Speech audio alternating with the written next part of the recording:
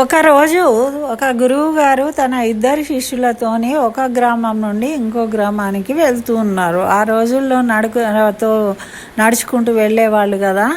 అయితే వెళ్తూ ఉంటే మధ్యలో ఈ ఇద్దరు శిష్యులు చుట్టుపక్కల చూస్తూ ఉన్నారు. పొలాలు కనబడుతూ ఉంటే ఒక పొలంలో ఆవులు పంటను మేస్తూ ఉన్నాయి. అయితే ఈ శిష్యులు ఇద్దరు కూడా అక్కడికి వెళ్ళి వాటిని బయటకు తోలేసి వచ్చారు.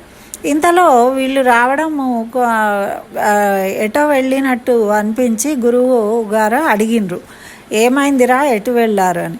అయితే ఇలా వెళ్ళాము, ఆవులు తింటూ ఉంటే వాటిని బయటకు తోలినేమో అని చెప్పారనమాట. అయితే అయ్యో పాపము తినే వాటిని ఎందుకు తోలేసిండ్రు, వాటి పని అవి చేసుకుంటున్నాయి, మీరెందుకు అలా వాళ్ళని డిస్టర్బ్ చేసిండ్రు, ఆటంకపరిచారు అని అన్నారట.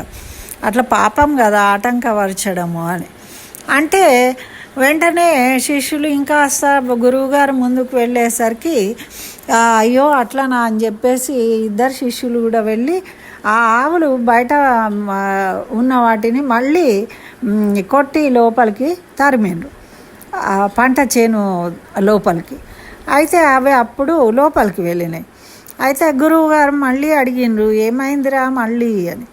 అంటే కాదండి, వాటిని బయటకు పంపించాము కదా, ఇప్పుడు మళ్ళీ చేనులోకి పంపించాము అంటే అప్పుడు గురువుగారు నవ్వి, అయ్యో ఇట్లా చేయకూడదురా, మన చుట్టూ ఎన్నో కనిపిస్తాయి, నీకు అది అవసరమా, వాటిని తినే వాటిని తినకుండా ఆపడం పాపం, తర్వాత మళ్ళీ అవి బయట ఉన్న వాటిని తీసుకుపోయి పంట చేనును తినడానికి లోపలికి పంపడం ఇది కూడా పాపమే.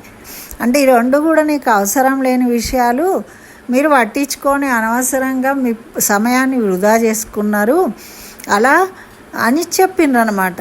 అంటే ఇట్లాగేనండి, మన చుట్టూ జరిగేవాళ్ళు, కలిసేవాళ్ళు ఎన్నో విషయాలు మనకు చెప్తూ ఉంటారు, మనకు కనబడుతూ ఉంటాయి, వింటూ ఉంటాం, చూస్తూ ఉంటాం. ప్రతిదాన్ని మనం పట్టించుకున్నాం అనుకోండి, మన సమయం వృధా అవుతుంది. అదే సమయాన్ని మన కోసం ఏం కావాలో మనం ఆలోచించుకొని మనం సద్వినియోగం చేసుకుంటే మన జీవితము ఉద్ధరింపబడుతుంది. అదే ఆ గురువు గారు శిష్యులకు తెలియజేసిండు. మరి మీరేమంటారు, అవునంటారా కాదంటారా?